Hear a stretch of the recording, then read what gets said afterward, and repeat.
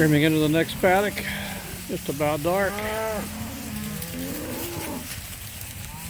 Cattle are very, very happy.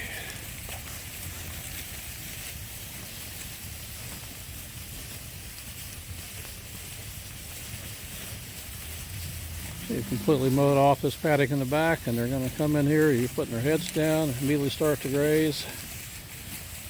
Even though we've been in really dry conditions, the root system in this pasture are much deeper than what they would be if it hadn't been rested. So plenty to eat here.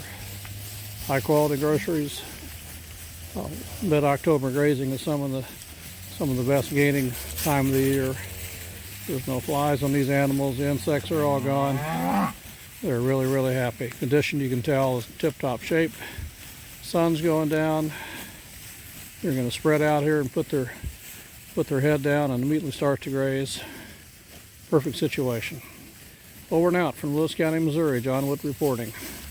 Thank you for watching. October 15th, 2022.